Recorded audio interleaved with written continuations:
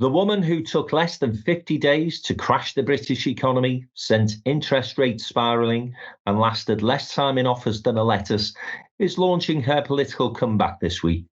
Liz Truss's new Popular Conservative Movement, or PopCon, is the latest right-wing grouping readying itself for the post-election battle for the soul of the Tory Party. And among her guests at the launch event is one Nigel Farage. What does this mean for Rishi Sunak, One Nation Tories, and indeed the Conservatives? Meanwhile, the Labour Party continued with its charm offensive of the business community last week with a gathering of leaders from the world of commerce in central London. What are the odds on Keir Starmer and Rachel Reeves convincing industry that it is they who can finally get the UK economy moving? Some challenges on the foreign policy front for Labour, though, not least in the Middle East. Has Starmer been outflanked on the Palestinian question by Lord Call Me Dave Cameron? We'll also be taking a look back at downtown's Parliamentary reception, and as DIB gets ready to welcome not one, but two regional mayors to our annual property conference this week, we'll take a glance at the mayoral contests that take place in May, and if we've got time, a quick saunter over to Rochdale, where a couple of well-known personalities to the downtown network are vying to win the forthcoming by-election in the Greater Manchester town of Rochdale. Welcome to the latest Downtown Den Politics podcast. Stay with me and Jim Hancock, our political commentator, where we'll be unpacking all this and a little bit more besides. Just looks like bigoted woman. Me and my friends sort of used to run through the fields of wheat. You turn if you want to. The ladies not for turning. It will cost. I know words, I have the best words, but there's no better word than stupid.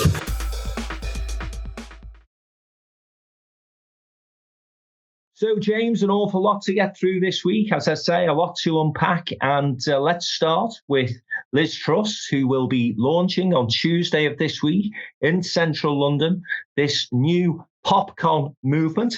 And I tell you what, give her 10 out of 10 for resilience, because there are not many politicians who would have had the 49-day record that she had and would be so quickly coming back or trying to make a comeback in such a high-profile fashion. What do you make it for?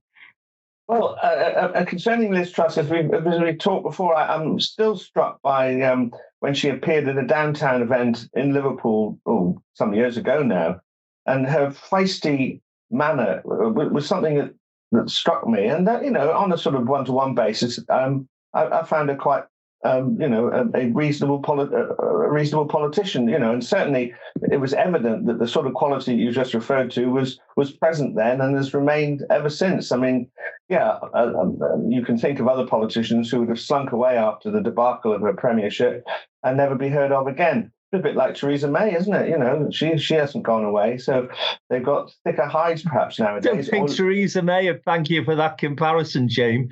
She came into office when she had the whole of the Brexit debacle hanging around her neck. She blew an election, that's for sure, and reduced the majority to the point where she was then in a minority government relying on the DUP. But she lasted more than 49 days. Yeah. I'm just saying that they tend to hang around a bit more now. I mean, the first. I mean, there are major issues to discuss here, but can we just get into a technicality? Because you described Farage, and he has been described as a guest at this event. A quote from him is that he's going for GB News. So, there are wider issues here, but I think he did this at the Conservative conference. He said, "I'm not here as a delegate to the Conservative conference. I'm here for GB News." So I think he's giving himself some cover in that respect. The only point I'm making there is that could or should Liz Truss ban him, if he's going as a legitimate journalist? And are we giving too much significance to this? But there's a much wider issue here, which I'm happy to go on to, unless you want to address that technicality. No, I think the invitation to Farage is surely tweaking the tiger's tail as far as the One Nation Conservative group are concerned. And you can wrap this up. You're saying you can wrap this up as well. He's a journalist for he's a journalist for GB News, James. But there are lots of journalists and presenters on GB News, including Rees Mogg, who will also be in attendance at the conference. So how many GB News presenters does it take to report on a launch of a new PopCon Conservative movement? It's clear that the reason Farage is being invited is it adds that spice to the event, doesn't it? It adds interest. And although Liz Truss launching a new political sort of section of the Conservative Party, adding to the five families a sixth, I suppose, you do have to suggest that the reason Farage has been invited is to simply ratchet the whole thing up and make more noise and more of a splash. So I think it's a little bit, it's disingenuous in my opinion to suggest that it's GB News. I think it's a load of bollocks. So listen, what does this mean though? Let's get serious, because, okay, we can laugh about Liz Truss making a comeback, so to speak, so soon after she had that atrocious short period in office.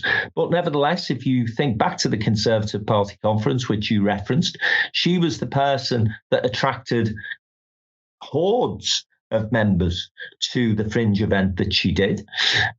She's also not being quiet in suggesting that actually she was right all along.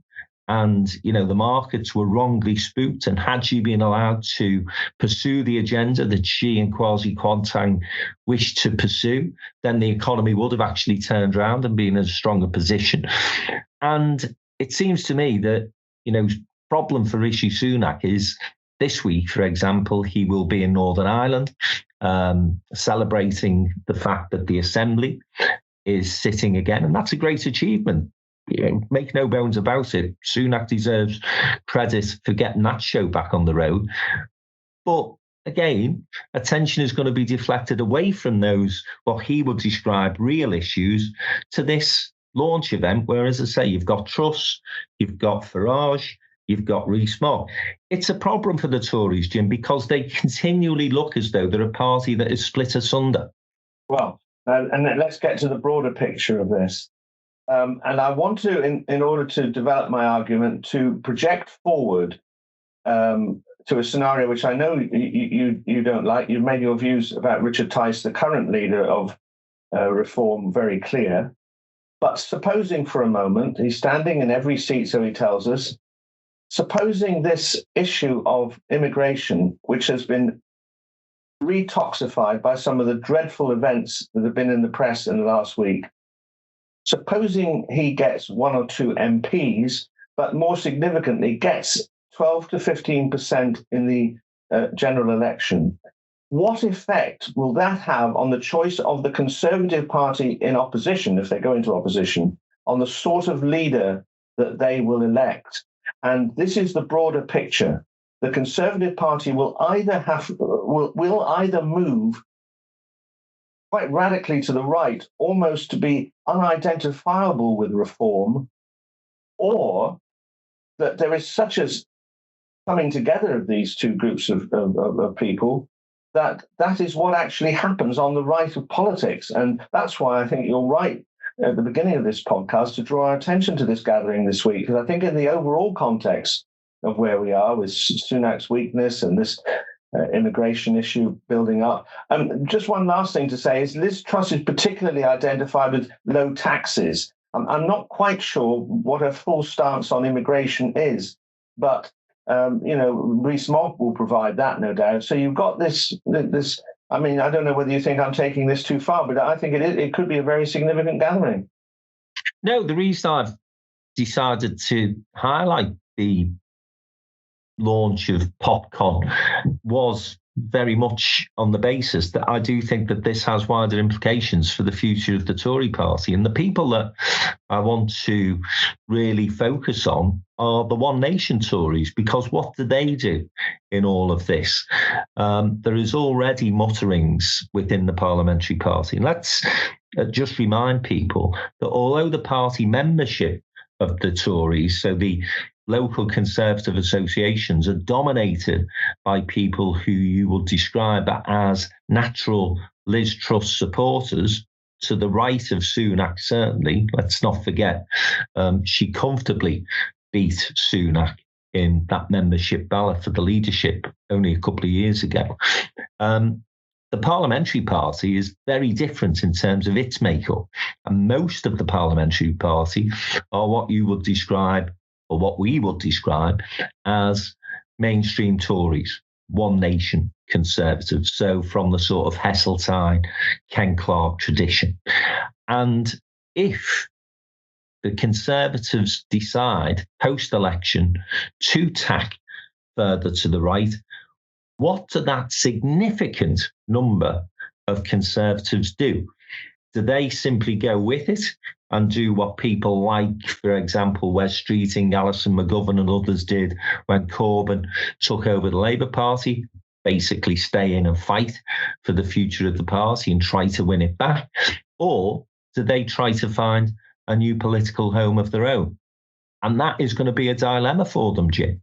Yes, it's most likely, as I said last week, the Conservative Party has traditionally not split since the time of the Corn Laws, and it's therefore most likely that they will hang in there and wait through 2 or 3 idiotic leaders like we had William Hague and then Duncan Smith and then Michael Howard was a bit better, and wait for a finer day. But there is a chance, and the reason I say that is around the figure of Lord Frost. I understand that Lord Frost, who was the author of this poll which tried to frighten Conservative MPs into voting for the full Rwanda bill with amendments, there has been a conversation, possibly without coffee, with him as to who funded that poll and whether there were conversations with Reform. But there's been no suggestion of disciplinary action against Lord Frost. And this suggests to me the timidity of the people that you rightly identify as still being in the majority in the Conservative Party. It looks to me as if they and even the Prime Minister almost dare not move against them because the people you identify are just not prepared to challenge the right. And that's my reading of the situation. And it's a dangerous place to get to because, as the Labour Party discovered, once you give the sort of extremists within your organisation an inch, they do take a mile. And the problem that Rishi Sunak has had is that since he succeeded Truss, albeit in rather bizarre circumstances, rather than pursue his own agenda, and I said this a couple of weeks ago, didn't I? Rishi be more Rishi. He's actually tried to placate the right of the party. But of course, what we know about people who take extreme positions in politics is they can never be placated. They don't see politics as grey. They don't see the need to negotiate. They see things very much black and white. And so the further you go towards them, the more they anticipate that they are going to win you over to their sort of full fat version of, let's say, the immigration policy, but tax cuts will fit into that particular agenda as well. And at a time when, for example, the IMF, and we've got a long history with the IMF as the UK, going back to the days of Dennis Healey as the Chancellor back in the 70s, when they are saying to our Chancellor, you dare not cut taxes, and Jeremy Hunt is now starting to backpedal a little. Yeah, what was all that about? I mean, well, the IMF are basically. But only 2 weeks ago, Hunt was touting that there was going to be a tax-cutting budget, and then he's now laying back on it. But again, why is Jeremy Hunt making Jeremy Hunt does not think that the British economy is strong enough to be making tax cuts. Then why did he say so 2 or 3 weeks ago? Goes back to this thing of the right wing and the pressure that they're putting on, and how frit he and Sunak are of that wing of the party. But again, where are the point you make, Jim, where are the One Nation Tories to stand up and say, no, that's nonsense. You're going to take us back to a situation where we're in chaos again. Now, I tell you where I think Hunt is going to get off the hook with that one, by the way. Maybe something we'll explore next week in a bit more detail because the budget is a couple of weeks away. I think he'll say, I wanted to cut taxes, but now I've recognised that the geopolitical situation and all of these wars and conflicts that are breaking out mean that I've got to spend more on defence. Very difficult for the right wing to argue against that. So I think that's going to be his sort of get out of jail card. But nevertheless, Jim, the point that you make is a good one. The reason Jeremy Hunt has changed tack on his steady as she goes approach to the economy is because of that right-wing pressure. And my feeling at this moment in time is that the momentum is with the right as far as the Conservative Party is concerned. And you've suggested in the past that indeed Farage may join the Conservative Party. If that happened, where does that leave people like Jeremy Hunt, like Gillian Keegan? Where do they go? Do they stay and fight, or do they walk away? I don't think Farage can join the Conservative Party before the election. I think it might happen afterwards. Just one trying to offer an explanation. I haven't got a full answer on this, but one of the things that may be holding, another thing that may be holding the One Nation Conservatives back is that they keep on saying to people like Sir Simon Clarke when he does his outbursts, this is entirely inappropriate, months before a general election, to be rocking the boat.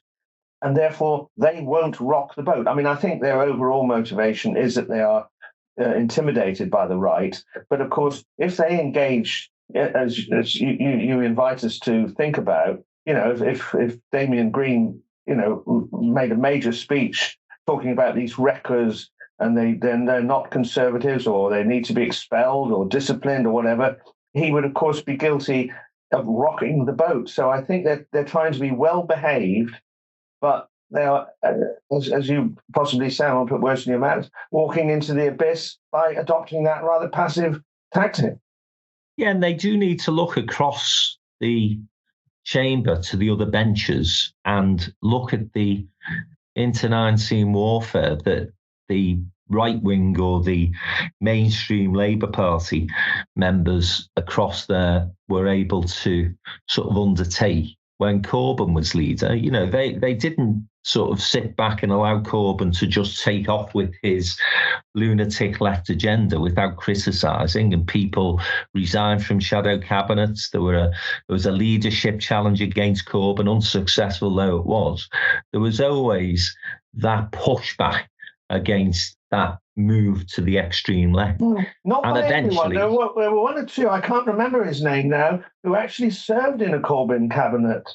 Oh, there were a few. I mean, and not just Keir Starmer. There were a few, but again, you would have to take your hat off to Mr. Starmer or Sir Keir and say that in terms of the long political game, he played a bit of a blinder. But what I'm saying, Jim, is I don't think you have the same grit, determination, that almost instinct for internal political fighting within the Conservative Party, certainly within that One Nation group, that you get within the Labour Party. So again, take away the Corbyn era, go back, we were talking about this the other week, weren't we? The 70s and the 80s, when Labour Party was taken over by Tony Benn to an extent.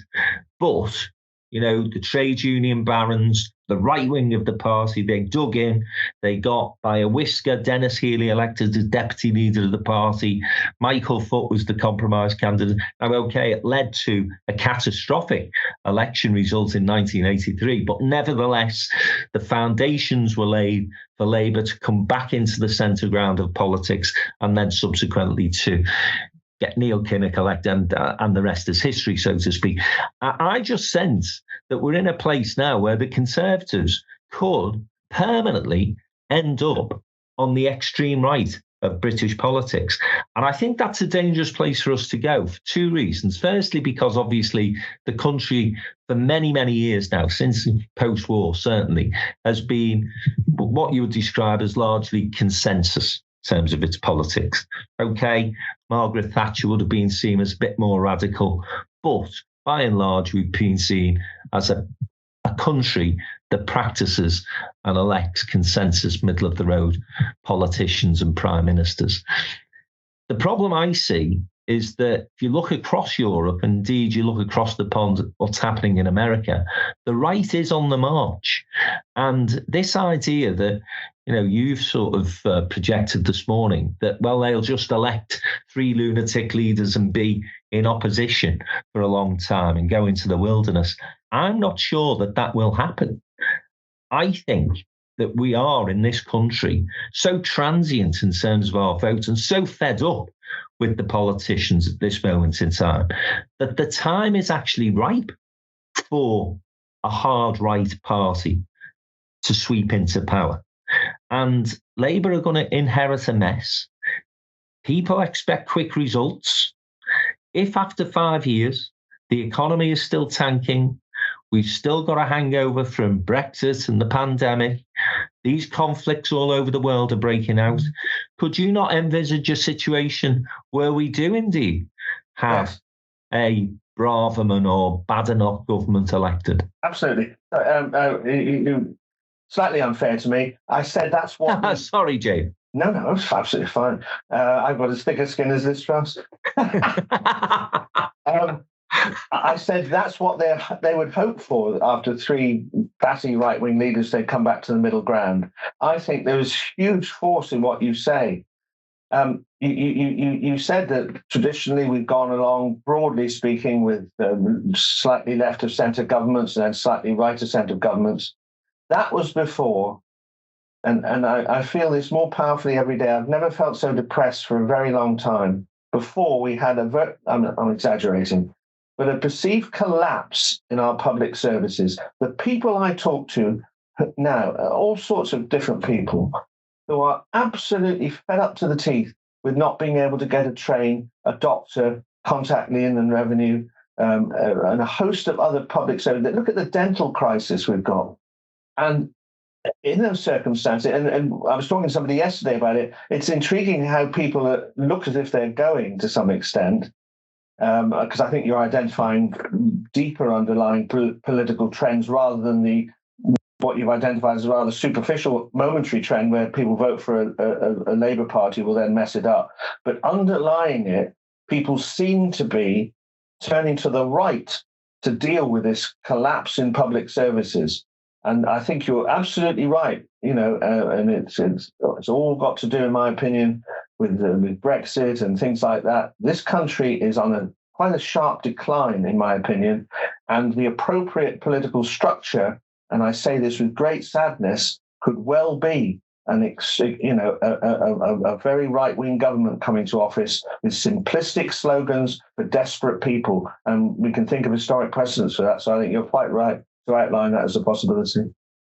Yeah, it is, as you say, rather depressing when you undertake that sort of analysis and you do look, as I say, what's happening across Europe. Macron's under massive pressure in France. The Italians have elected a right-wing politician. Le Pen is said to be favourite to win the presidency in 2027 in France. And of course, we've got the re-emergence of Donald Trump in the States. So, that, say, forward march of the right is happening. Why don't people turn to the left, Frank? I'm interested in your view on that. Why don't they see, to improve public services across Europe and in Britain and America? Well, let's leave America out of it. Across Europe and Britain, why don't they see the left, with a high tax, radical program? Why aren't people turning that way? Well, I don't think the left is trusted with the economy, and which is perhaps leads us nicely into why Keir Starmer and Rachel Reeves have been spending as much time as they have with the business community. And they were at it again last week. I think there were 400 business leaders in a room in central London where Rachel Reeves was trying to tell them how business-friendly Labour was going to be. She's ruled out the scrapping of the the bankers' bonuses policy that was adopted, I think, by Liz Truss or was it Jeremy Hunt? Anyway, bankers' bonuses were capped and that cap has been lifted. Rachel Reeves has told the city that she won't be taking any action to reverse that particular decision. She's also confirmed that Labour will not be increasing corporation tax. Well, that's very welcome, by the way, as far as business community and small businesses are concerned. And goes back to the question that you've just put to me, Jim. Why isn't the left seen as the place where people would sort of see as the place to support if they want to see reform of public services, all those other things? As I say, it's always this question, isn't it, of can Labour, can the left be trusted on the economy? And, all of those pronouncements that were made by Rachel Reeves and Keir Starmer to the City this week, simply a reinforcement from their perspective, the Labour leadership perspective, of you can trust us. We're not going to frighten anyone. We're not going to do anything radically different as far as the economic situation is concerned. And it's a problem, isn't it? Because as much as that will placate the business community, again, it has the absolute opposite effect on Labour activists who think, well, what are Labour for if we're not even prepared to tax what they would describe as these tossers in the city? I know. I focusing on the bankers' bonuses for a moment, I did think that was a spectacular example of it. Now, the justification for it is that business wants stability. And because the Conservatives have gone away from restricting bankers' bonuses, Labour doesn't want to make business uncertain about that thing. And they're obviously contrasting it with what we've talked about earlier on about the Chancellor's flip-flopping on whether he's going to cut taxes or not. They're saying that's exactly what business doesn't want. Labour is going to project stability to the point that, let's remember, bankers' bonuses, bankers chasing after bigger bonuses, and they were incentivized to invent ever more risky investment schemes and share options and all this sort of stuff because they got more bonuses as a result of it. And someone said at the time, when it was all clamped down on, it won't take us very long before we forget the lessons of that and we're back on the same cycle again. So I think Labour refusing to cap bankers' bonuses is a spectacular throwing down the gauntlet to the left in the party. But as I understand it, it's been done in the name of stability, and that's being taken to an extreme level by Starmer and Reeves now. Yeah, it's been done in the name of winning the next general election. And as I say, the reason the left has never been able to convince people to support, a Michael Foot government. And Michael Foot certainly wasn't somebody I'd describe as extreme, but Corbyn got absolutely mullered, didn't he, by Johnson in 2019. And it is that thing that Labour is just not trusted on the economy. And rightly or wrongly, Labour, were associated with the crash in 2008. Labour were in government. But ironically, of course, the reason that crash happened was because you had an unregulated banking market. And what Rachel Reeves has indicated last week is, we're happy with that. Let's continue that deregulation. And indeed, I do think it's working. I mean, business people I talk to, I mean, they're either they're resigned to a change of government and therefore they're flocking to these Labour events because they know it's inevitable, whether they want it or not. They sense it's inevitable. We saw that at the Labour conference in Liverpool, didn't we? A huge gathering of business. Business is. I would broadly say, subject to your contradicting me, the business has really factored in that Labour are going to win the election, and business needs to talk to the people who are going to be in power. So I think either in a resigned way or because they have been ragged around by the Conservatives. Being a business person under this so-called business government over the last 14 years hasn't exactly been a ride in the park, has it? It's been the most anti-business government over the 14-year period that I can remember, and I would include Cameron and Osborne in that to an extent. Some of the additional bureaucracy and red tape that those guys introduced through the coalition government was hellish. Then, of course, they brought us Brexit inadvertently, but nevertheless, it was Cameron again trying to placate his right wing, ends up with that referendum, which we all know the fallout from that. And of course, famously, Boris Johnson during that Brexit debate, fuck business, and he meant it. It's very hard to find pro-business policies that have emerged from the Conservative governments over the past 14 years. But I put it to you, James, that in terms of where Labour appears to be going in its trajectory of travel, we've talked about where the Conservatives are going. Could we end up, by the time we get to 2026, where the Conservatives have become Reform and the Labour Party have become the One Nation Conservative Party? Because it does seem to be that, if I was to put Ken Clarke and Rachel Reeves in a room, or Michael Heseltine and Keir Starmer in a room, would they have more in common than, let's say, Nigel Farage and Ken Clarke? I would suggest they would. It could well be the case. I mean, because obviously the other thing that Starmer very rarely appears without a Union Jack behind him. So you can see the projection from that point of view. There could be a realignment. I mean, if, as I say, if Reform win a few seats and get about 15% of the vote, that will spook the right of the Conservative Party and certainly the Conservative Party members who presumably will elect the next leader of the Conservative Party. I mean, that's an important point. After the election, I don't think the members will, and the configuration after an election, there's no time pressure or anything. There would have to be an election by the Conservative Party members. And in those circumstances, Damien Green and people wouldn't be able to coronate another leader. And they elect someone that's so repugnant to whoever's left on the centre and left of the Conservative Party. I mean, that's just some paragraph here. What effect will a huge cull of Conservative MPs at the general election have on the sort of people who are returning to Parliament? I mean, it may be, we can't tell that yet, but it could be that the Parliamentary Conservative Party is a lot further to the right simply because a lot of the left-wingers have succumbed to the Liberal Democrats. Unlikely, James. Okay. Unlikely. I think most of the seats that the Tories are expected to lose will be in that red wall, and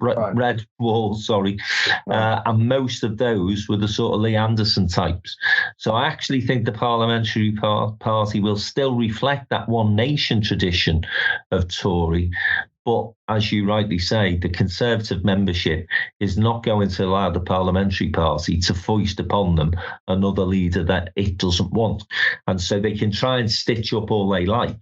There is going to be a ferocious battle, as I said earlier, for the soul of the Tory Party post-election, should they go on to lose it. And you and I have both said that we're sceptical about these polls suggesting a sort of Labour Party landslide. But nevertheless, I think whether Sunak wins or not, he's toast. And so that battle, as I say, for the soul of the Tory Party will happen, whether they're in government or whether they're in opposition. Well, but how would the Labour rank and file feel about a realignment and accepting a lot of Tories into their ranks? That's another question for the future. Oh, I'm being a bit playful here. But you can see where I'm coming from, because Labour is tacking to that sort of centre ground, middle of the road, business friendly. Let capitalists be. You play with capitalism in the way that they wish to. And by the way, there are some very interesting statistics around the damage that over-regulation of the city since 2008 has done to the British economy, particularly around pensions and investments. And so you can make a case for saying that post-2008, what the UK in particular did was throw the baby out with the bathwater and over-regulate. So there is a case, as I say, that you can make economically that says that the impact on UK PLC in terms of all these regulations that we've introduced into the city now has been damaging. And indeed, the City of London is far less productive now in terms of its contribution to our wider economy than, say, the United States, where money has flocked back investment has flocked back to the States, when at one point London was taking an awful lot of that business. So there are, as I say, listen, there's good economic case that Rachel would, I'm sure, be able to make if she was challenged by the left of the party or anybody else. But, as you say, Jim, the optics are that activists within Labour will be shaking their heads in despair, thinking, how far are we going to go in order to win an election? Now, listen, let's just wrap up the first part of the programme. We probably spent longer than we ought to have on those two particular subjects. We always do this, Jim. But another sort of area of concern, I think, for Starmer at this moment in time is Palestine. He's had a number of MPs rebel against him in terms of votes on the issue. He's got people now in key constituencies, Wes Streeting's being one of them, where pro-Palestinians are going to stand against Labour MPs in areas, I would think, where there are big Muslim populations, and so that could impact, of course, on the vote. And now David Cameron, new Foreign Secretary, Lord Cameron, is, I think, outflanked Starmer in a sense by saying that he wants to see a recognised Palestinian state within Gaza. And he's stolen a march on Labour and Keir Starmer there, Jim, hasn't he? Cameron's position is that the UK government, he could see them recognising a state of Palestine before the completion of negotiations on a two-state solution. He has also said he wouldn't countenance it whilst Hamas are in Gaza, but that is, as you rightly say, a different position from Sir Keir, who wants a simultaneous two-state solution. But the point is that Starmer's under intense pressure to take a firmer stance in favour of the Palestinians from whole sections of his party. But it is interesting that Cameron's done this. I mean, first of all, it shows that he's becoming increasingly assured in his position. He's loving his time back in power. And to make, given Britain's historic links with mandated Palestine and so on, I mean, Netanyahu gets up every morning and wonders what the British government are thinking. I'm not trying to overemphasize our influence. But, Cameron is the Foreign Secretary, like Arthur Balfour was the Foreign Secretary who made the Balfour Declaration. So, there is an historic link there. And Cameron has obviously felt confident enough, presumably he's discussed this with the Prime Minister, that you could see, if there was a sort of the negotiations on a two-state solution, the Israelis were being a bit stubborn with it. Cameron's now sort of raised the prospect that the British government could actually recognise an independent state of Palestine before the completion of negotiations. And so we now await Sir Keir and David Lammy, the current and perhaps incumbent Foreign Secretary. I slightly have my doubts about that. What David Lammy and Sir Keir have got to say about that. I was sympathetic to the position that Keir Starmer took, directly after the 7th of October atrocities. I said at the time that it would have been totally, politically, absolutely suicidal for him to have taken any other position than simply tap behind the United States. And of course, he's also dealing with this hangover of the anti-Semitism that Labour Party was found guilty of during the Corbyn years. So he's oversensitive to an extent to the Israeli cause. But if you look at some of the pronouncements that are now coming from the Biden government, Biden administration, I should say, then you look at David Cameron's remarks, surely there is space now for Starmer to be more compromising to those members of Parliament within his parliamentary party who have been calling for a ceasefire, for example. I'm surprised he hasn't shifted his position. Well, he's staying in lockstep with Biden. Not really, Jim, because, as I say, listen, Biden might not have called for a ceasefire, but if you don't pick up the significant shift in Biden's position since the 7th of October, and the only reason I understand that last sort of element of, right, let's just call for a ceasefire hasn't happened is because they are still trying to persuade Netanyahu to play the game. They'd much prefer the Israelis to say, OK, we're going to have a ceasefire. But Netanyahu, again, he's now hostage to his right wing. He's got some lunatic partners within that government in Israel. But don't you sense, Jim, that the narrative from the States is significantly changed? You're absolutely right. And there was, I don't know whether you noticed this, but and I didn't quite understand how they enforce it, but the United States have imposed sanctions on some Israeli settlers in the West Bank for their behavior. And treating them almost like terrorists. And so that was a significant move. But the reason why, in my opinion, is that the Hamas are still firing rockets into Israel. And Starmer would say, calling for a full and unequivocal permanent ceasefire would merely allow Hamas to regroup. And I think that is a sustainable position. But when you consider all of the things that we talked about in terms of Keir Starmer and the Labour leadership's approach to politics over the past 12 months, it's driven by pragmatism. It's driven by what's going to win you the most votes in the most constituencies. And there are a significant number of constituencies where you have big Labour votes among Muslim communities. I think there is space now for Starmer to go a little bit further than Biden. And certainly to be saying alongside Cameron, I actually think we can buy into that policy. Where would the Muslim community see Labour's stance at this moment in time? There's going to be an awful lot of disaffected Muslim Labour voters. And we can see this from the way in which Labour MPs in those constituencies are reacting to Starmer's stance. Well, I know it's of possibly lesser influence, but there has always been a strong Jewish tradition in the Labour Party, and the dismay and horror if Sir Keir Starmer would envisage the possibility of allowing Hamas to regroup, continue firing its rockets into Israel. For what it's worth, they're less of a political force in the Labour Party than the Muslim community. But they would be absolutely horrified by it, in my opinion. So again, just as with the economy, Labour is held to a higher standard on the issue of the Middle East.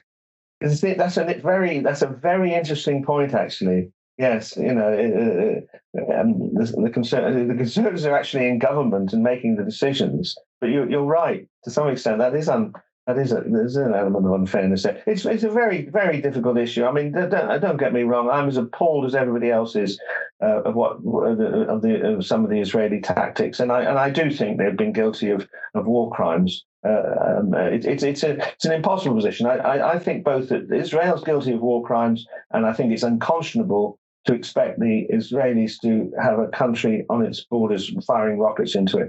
It's not a way forward. I mean, the way forward is a two-state solution, and with the Hamas leadership expelled from Gaza and the Palestinian Authority under a much revamped leadership taking control of it. That's my overall view. But I'm expressing sort of views which I'm making it sound simplistic when it's horrendously complicated. But I don't want to be misunderstood. Every night we see these poor children in Gaza, and I think it's absolutely terrible. And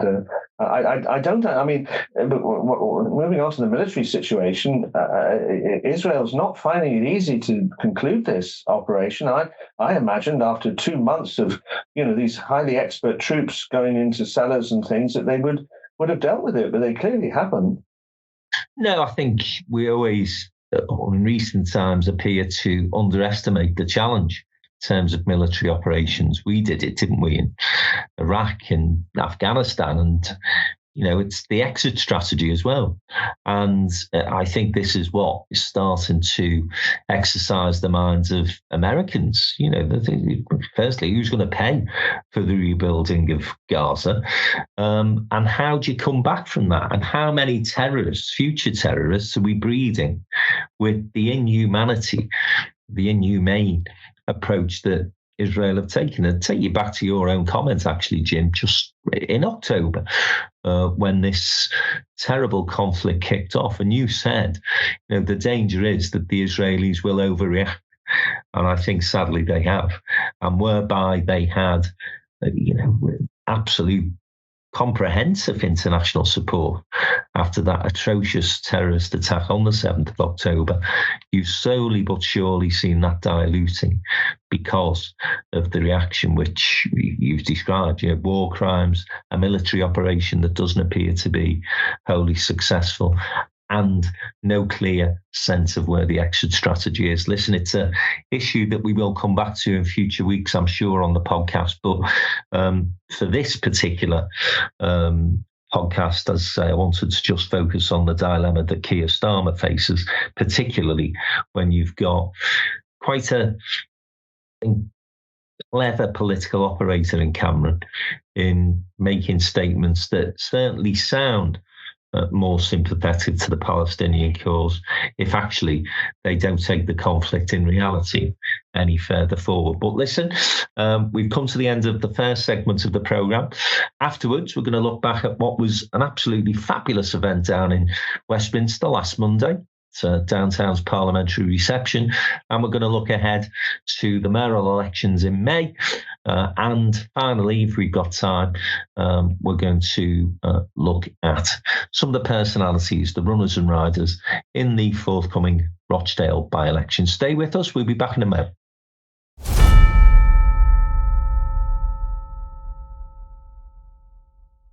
On Thursday, the 8th of February, Downtown in Business will be hosting its third annual Property and Regeneration Conference at the fabulous five-star hotel that is the Lowry in Manchester. We've already confirmed some fantastic speakers for your enjoyment, including the chief executives of Manchester, Salford, Leeds, Wolverhampton and Newcastle City Councils. We've got the regeneration directors from Liverpool and Birmingham City Councils with us as well. From the private sector, we'll be joined by Chris Oglesby, the Chief Executive of Bruntwood, the Managing Director of Muse, that's Phil Mayle, and the co-founder of Purple Bricks, Kenny Bruce. We've also got the Mayor of West Yorkshire, Tracy Brabin, joining us for a keynote session. So if you've not booked your tickets yet for our Property and Regeneration Conference 2024, get to our website, that's all the W's, downtowninbusiness.com. Go to the events section,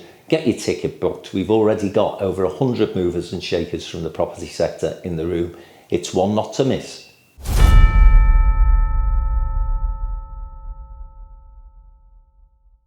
Welcome back to the Downtown Den Politics podcast with myself, Frank McKenna, the Chief Executive and Group Chairman of DIB, and of course, our political commentator, Jim Hancock. And James joined us last Monday in the Houses of Westminster for our parliamentary reception, which we did in partnership with Leeds and Manchester City Councils, and there are about 150 business leaders from the two cities there. James, did you enjoy the day? I did. I thought it was, downtown at its finest. We don't want to make this too much of a mutual congratulation organisation. Oh, we do. All right. Well, it is the case that we stand for bringing together, politicians and business people, in a social atmosphere where things can get said, networking can get done, and to have the two major cities of Manchester and Leeds down there so well represented. And the place absolutely packed out with people, a lot of them from London, some from Liverpool as well. I thought it was a first-class day, and some very interesting contributions were made. And the point I was trying to make, Jim, during my brief contribution was that business community does need to step up when it comes to regeneration of cities and supporting economic growth. And we were talking really about the importance of strong partnerships. And I think Manchester has been brilliant at this, hasn't it, in terms of really creating genuine partnership work with companies such as Bruntwood, for example. I mentioned them because obviously we do an awful lot of work with Bruntwood now, Bruntwood SciTech. Lango Rourke were in the room. They've done loads of work in Manchester. You then look across and you see Keir were there, as and all these businesses have been working in Manchester for the past 20 years, consistently delivering some great initiatives.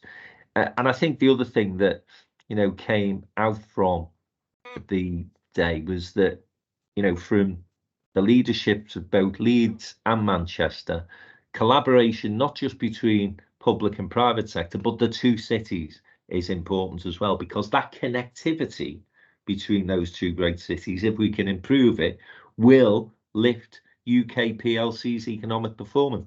And the quote of the day for me, James, came from Tom Reardon, the Chief Executive of Leeds City Council, who said, "The North does not have a productivity problem, it has a connectivity problem." I thought that was a great quote. Yes, and Bev Craig, who I think is now really getting into her stride as the leader of Manchester City Council. She seems a little more relaxed in conversation and things like that.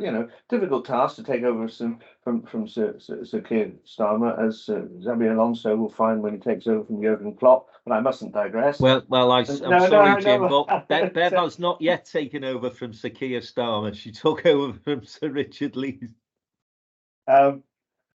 She's getting into a stride. And James, she said, she did not take over from Sir Keir Starmer.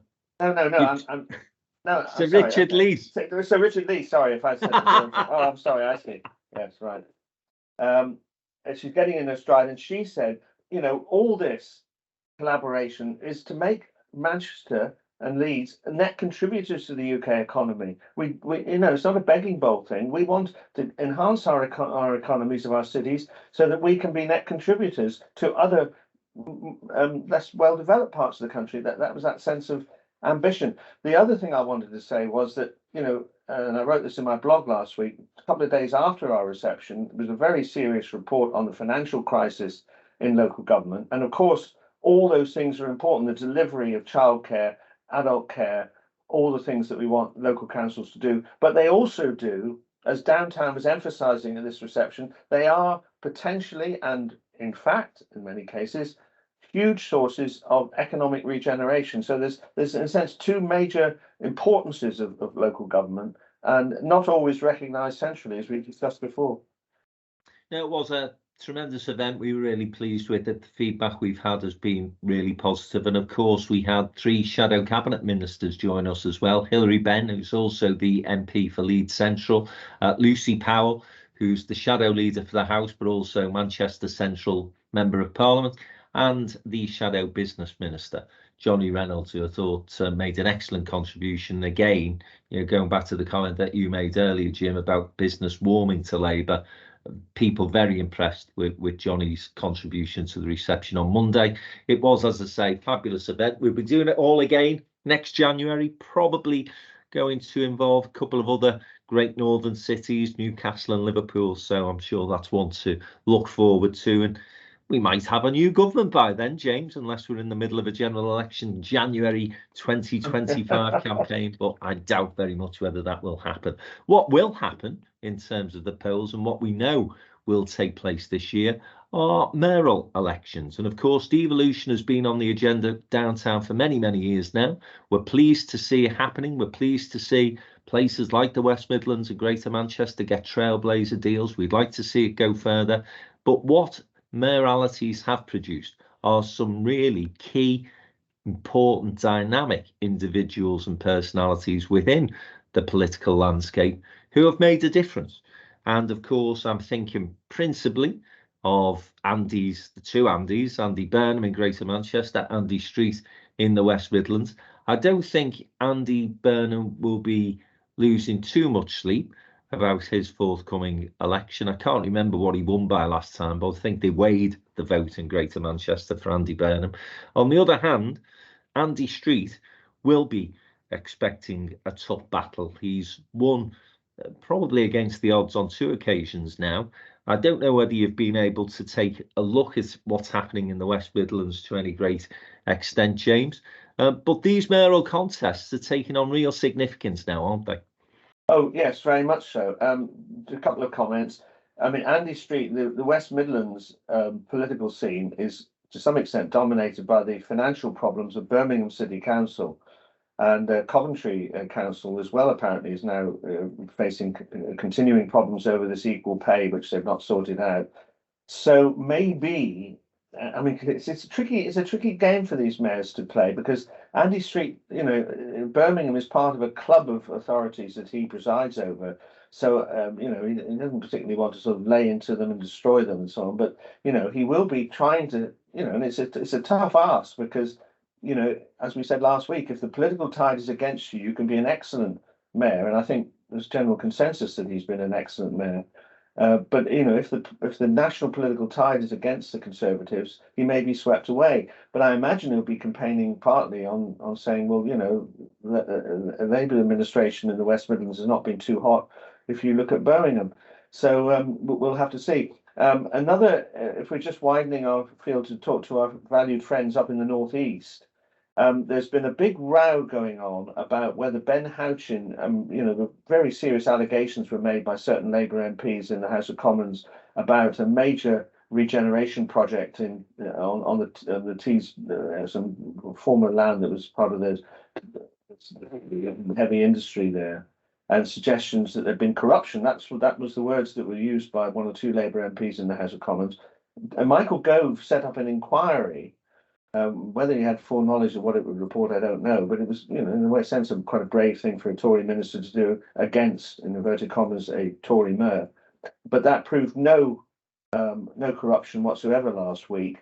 They said there could be more transparency, and I think that is an issue for combined authorities. Actually, the way in which they're transparent and accountable. So that's going to be the other interesting contest, is whether Ben Houchin holds on there. And those are the two ones to particularly look at. I think Andy Burnham and Steve Rotherham are safe. Tracy Graben will win in Leeds, West Yorkshire. Yes. Yeah, it's interesting. I mean, without any sort of wanting to comment too much on the situation in Teesside, because I don't know enough about the issue and we don't want to get ourselves into any legal difficulties. We certainly couldn't afford to be sued. We've not got the cash at downtown. We're not private eye.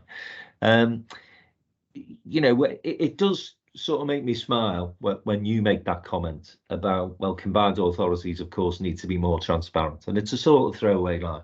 And what, of course, you mean is we need more red tape. We need more bureaucracy. We need more procurement.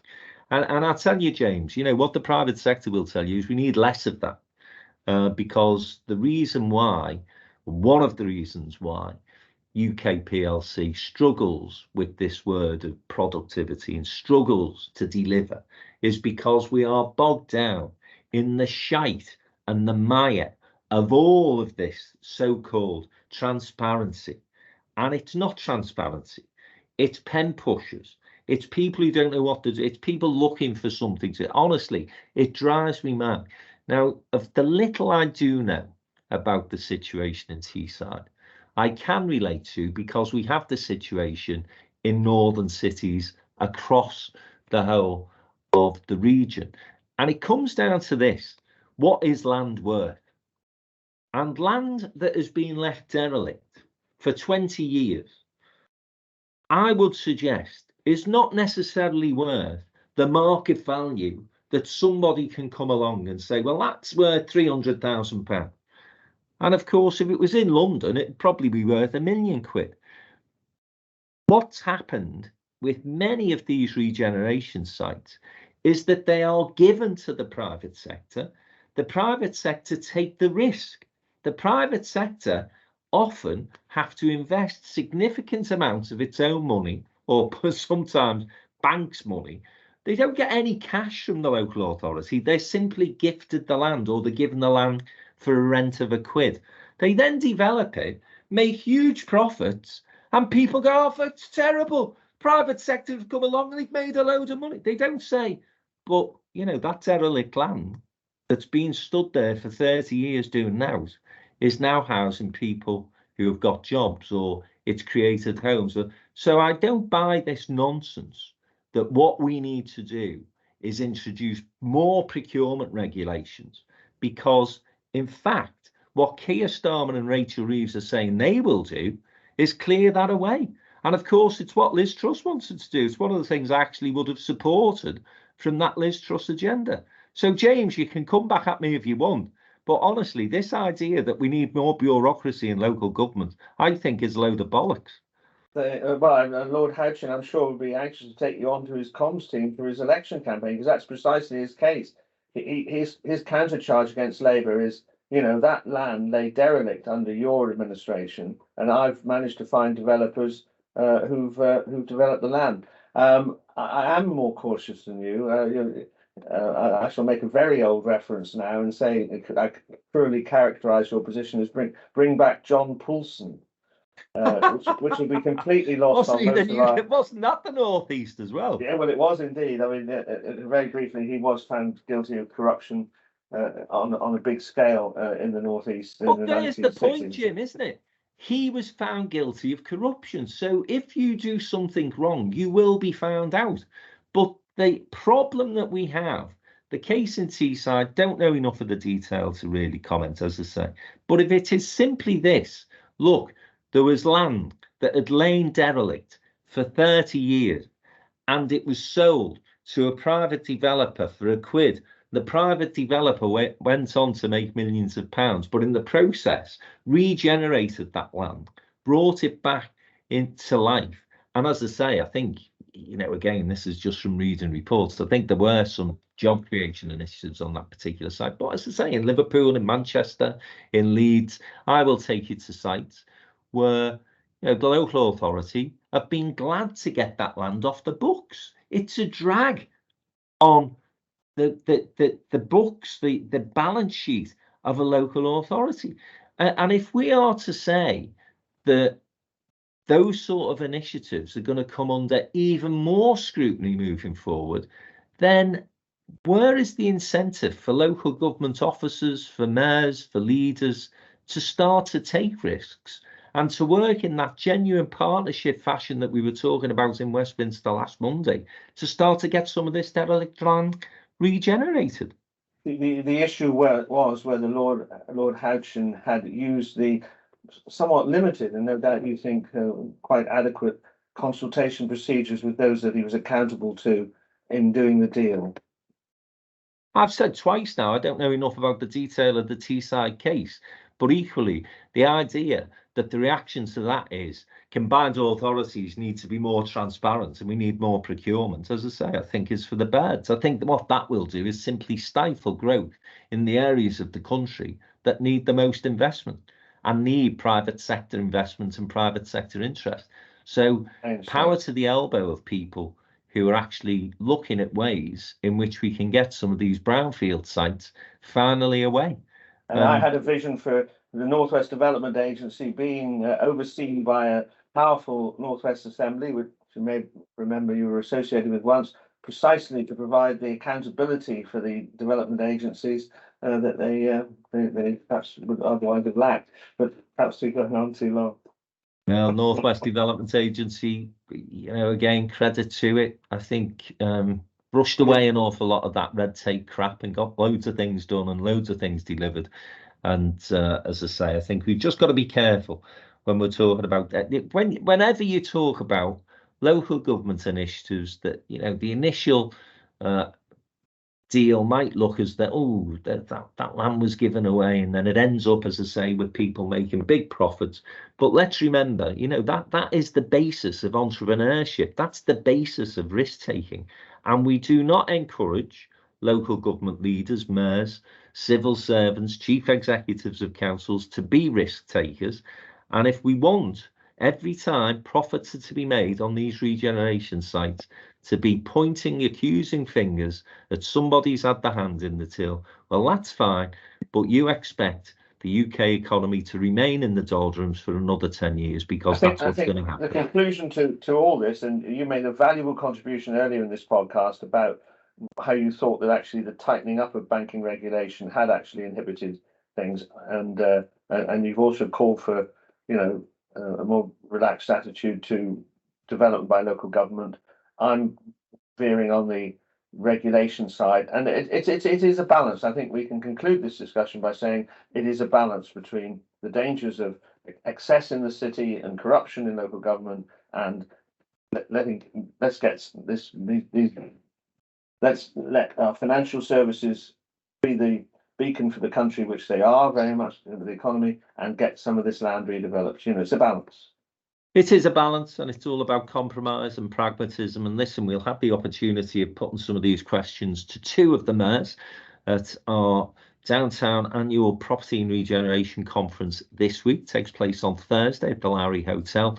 Andy Burnham is actually going to join us for the sponsors dinner on the Wednesday evening, and then we've got Tracy Braben, the West Yorkshire Mayor, joining us for a keynote session on the Thursday. Lots of local authority chief executives in the room as well. So I will be putting that question to them, Jim. You know, how do we get this right? How do we stop local government officials being accused of being on the fiddle every time brownfield sites are successfully regenerated? So it's going to be an interesting point of discussion. I'm sure there are some tickets still available for that conference. If you go to our website, all the W's, downtowninbusiness.com, you will be able to book a place there. James, final point of today's session.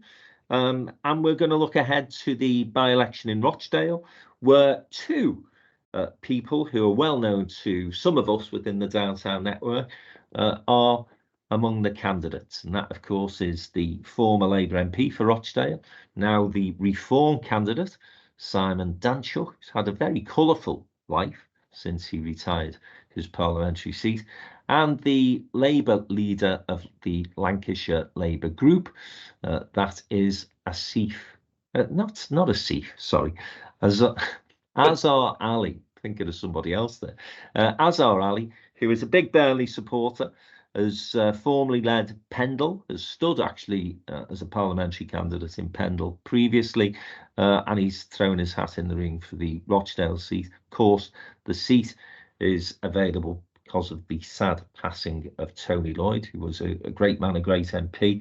And the other character that most people will have heard of, I guess, if listening to this podcast, who's decided to contest Rochdale, is gorgeous George Galloway. So, Jim, what are we making of this? It's going to be an interesting contest, is it not? Well, yes, it will be slightly more interesting because, ostensibly, Azhar Ali is going to sweep into Parliament, Rochdale, which obviously back in time was a Liberal constituency, but has been Labour for some time now. But the intervention of these two people is interesting. I mean, obviously we know Simon Danchuk quite well. He's been a contributor to Downtown. And I wasn't aware of his beliefs in the Reform Party. And we'll see. You refer to his colourful background, and I am a little surprised that Reform have chosen him, because Simon does bring some baggage with him, and I thought Reform was making a break from that sort of thing. So I'm a little surprised, but he is a colourful character. He has his heart in Rochdale, and we'll see, because of the wider context of Reform, how they do. There's going to be a lot of attention on it. I mean, there was a big column in the Mail on Sunday yesterday saying that the performance of Reform in Rochdale will be watched very carefully, as indeed will George Galloway's performance. I mean, as I've been covering in my blog over the last 2 weeks, I said to some of my contacts at Westminster when I was down there, I was a little surprised, even before Tony's funeral, that they were choosing a new candidate. And it was confirmed to me that they don't want to let George Galloway's bandwagon gain momentum. We saw in Bradford, you remember when he was elected there, that I think it was a longer time for the campaign. And the trouble with Galloway, I mean, Galloway's explicitly standing, this Workers' Party, he's explicitly standing to say, I want to punish Labour for their stance on Gaza. And as you've already eloquently discussed, Sir Keir has big problems with this. So this by-election is going to assume quite a lot of interest for extraneous reasons, rather than, whether Labour hold a seat and all that sort of. Well, if they don't hold the seat, we'll be back in the sort of the Uxbridge territory again. But a colourful election. It's going to be interesting, and there will be, whatever the outcome, fallout for the Conservative Party, I guess, as you say. If the Reform performance is better than anticipated, and then, as you again alluded to there, whether or not Galloway gets any traction through his pro-Palestinian campaign, which inevitably will be the foundation of what he's saying up in Rochdale there. It's an interesting seat. It's an interesting constituency. Simon, of course, did represent Rochdale for a time as a Labour MP. And you may remember, James, there was that famous altercation that Gordon Brown had with the woman who he described as, what was the word he used? A bigoted woman. bigoted woman. And Simon was the candidate at the time and was accompanying Gordon Brown on that particular visit. And the woman's name was Gillian something. And Simon sort of proved his political skills because she opened his official constituency office post-election. So he sort of made it up with Gillian, can't remember her surname. And then, of course, was caught up in this horrendous paedophile scandal within the constituency of Rochdale.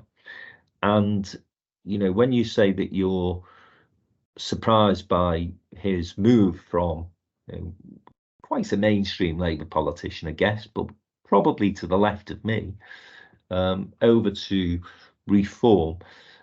We did a podcast with Simon. I'm just going to ask our producer, Chris Wilcox, to have a quick look on the Downtown Den archive to find out when it was, and I can point you to it.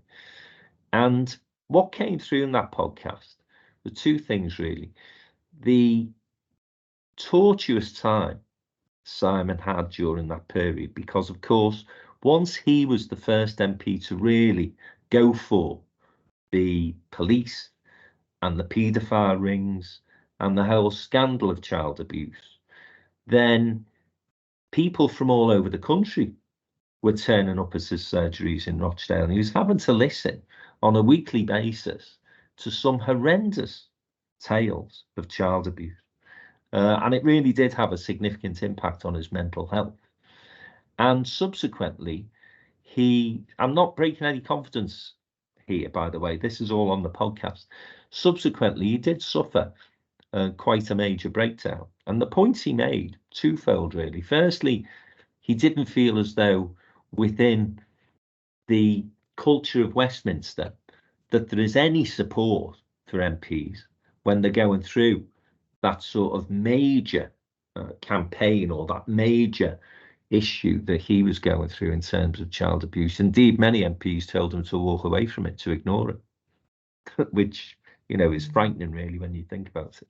And the second thing, you know, and this is where I think maybe his falling out of love from the Labour Party has come from, little or no support from the Labour Party either. So, you know, it's easy, I think, to say, well, Simon Danczuk is a colourful character. Simon Danczuk's lost his way a little. But when you listen to that podcast and when you consider what he went through as a Member of Parliament for Rochdale during that period, then actually, you know, you can perhaps understand and appreciate why he's made the journey he's made. Again, I have to say, as Jim did earlier, make it clear that I don't support any of the things that Simon is sort of articulating this moment in time as far as his politics are concerned, but I at least understand perhaps why he's got there. So, Chris, did you manage to find out when that podcast was?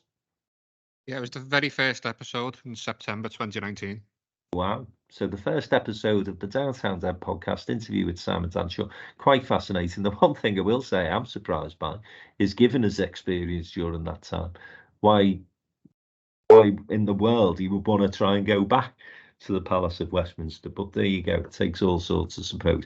Azar, on the other hand, of course, quite a traditional Labour politician, somebody who's always sort of fallen in with whatever the leadership is, you know, very loyal, foot soldier for Labour, stood, as I say, as a parliamentary candidate in other seats, certainly deserves his crack at becoming an MP. He'll be a really hard-working constituency MP, I'm sure of that.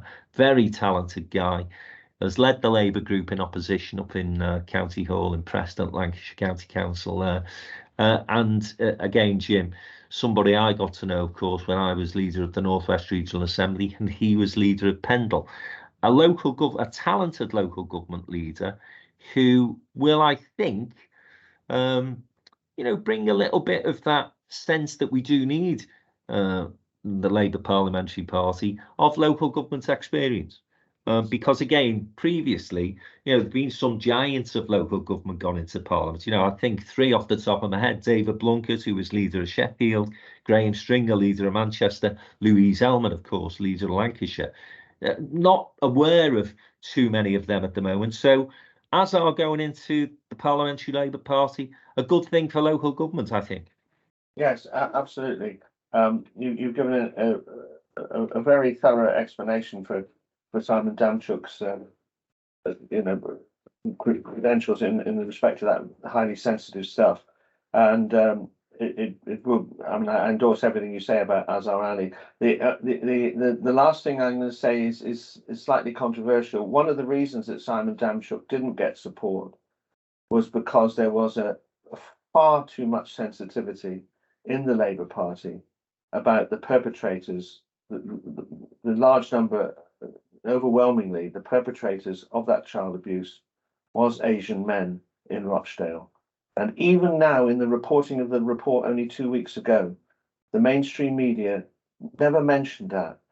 And it's this sort of reluctance to call it out, I think, is profoundly damaging and will merely play into Reform's hands.